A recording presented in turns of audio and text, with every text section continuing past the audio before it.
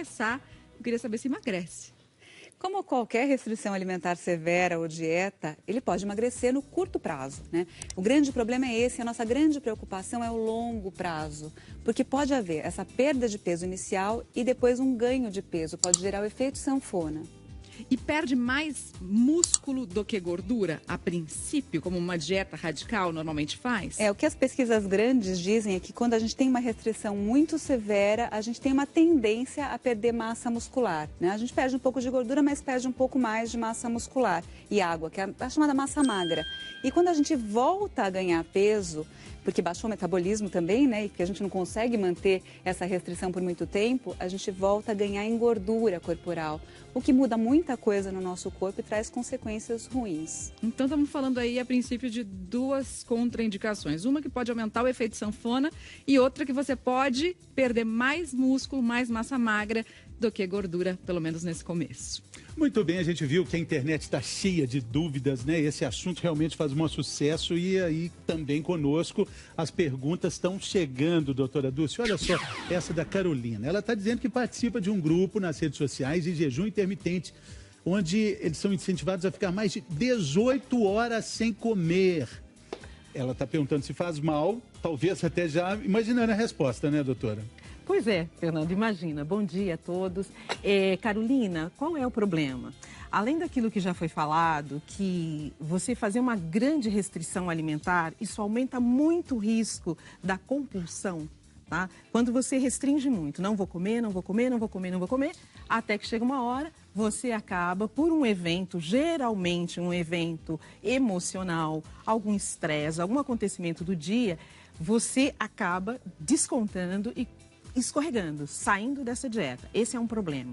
O outro problema que nos preocupa muito é que tipo de mensagem se está passando, Fernando, quando você estimula grandes períodos sem comer, principalmente no que diz respeito às nossas meninas, às nossas adolescentes, não é? É uma fase que precisa de nutrientes. Precisa de nutrientes, você está em fase de crescimento. E outra, a questão da anorexia nervosa, né? Que mensagem nós estamos passando, que modelo a gente está passando quando a gente diz que é saudável ficar 18 horas sem comer? Né? Para alguém que eventualmente já é vulnerável, já tem essa tendência natural. Então, todas essas práticas a gente vai discutir hoje. Elas, se forem feitas, precisam ser feitas com muito cuidado, sob monitoração do seu médico, da nutricionista, né? E olha, existem muitas outras opções muito mais saudáveis, né? Muito mais seguras para você fazer o gerenciamento do seu peso. Vamos entender como é que funciona essa dieta sobre a qual a gente está falando, porque quando a gente fala de jejum intermitente, todo mundo acha que é simplesmente ficar sem comer. Mas tem alguns tipos de jejum intermitente. Vamos ver o primeiro, Lara. Método 14 por 10. Esse seria indicado para as mulheres. 14 por 10. Vamos entender o que é o 14 e o que é o 10 aí na história. Bom, a ideia é ficar para mulheres 14 horas sem comer. Então, ela pode fazer, por exemplo, 3 refeições. Aqui a gente tem um exemplo de 8 horas tomar o café da manhã, a 1 hora da tarde almoçar e às 6 horas da tarde fazer um lanche ou uma refeição equilibrada, né? E aí ela vai ficar sem comer até as 8 horas do dia seguinte. Das 6 da tarde às 8 do dia seguinte são as 14 horas sem comer. Isso, tem muita gente que já faz isso, que janta um pouco mais cedo e aí só vai tomar o café da manhã no dia seguinte, né? Se a refeição estiver bem balanceada, bem equilibrada, bem dividida também, a gente pode não ter nenhuma consequência ruim desse método, né? Ele pode ser mantido por um tempo. É claro que a gente tem que observar individualmente, né? Como é que é a reação de cada organismo. Vamos entender então só, depois das 6 da tarde até as 8 da manhã, então por isso que é o jejum das 18 horas, ó, das 18 às 8, sem comer nada. É o que você falou. Já tem muita gente que naturalmente faz isso, né? Porque se habituou a ter as 3 refeições diárias e que é difícil para determinadas pessoas fazer os tais dos lanchinhos no meio das refeições. Isso. Essa história do lanchinho de 3 em 3 horas está caindo por terra? Depende do que a pessoa come, depende do que ela coloca nesses lanches. Então, se ela está habituada a fazer 3 refeições e acrescentar lanchinhos intermediários, pode ser que com isso ela aumente o valor energético do que ela vai comer e não tenha muito sucesso na manutenção ou na perda de peso. Agora, se ela é uma pessoa que está acostumada a comer várias vezes ao dia, que tem a tendência de exagerar numa próxima refeição, se ela fica sem comer, é melhor que ela coma nos intervalos. Agora, nesse caso, o que é importante a gente fazer? Garantir a hidratação. Ela tem que se hidratar nesse período em que ela não come mais. Então, depois das 18 horas, tomar bastante líquido é importante também.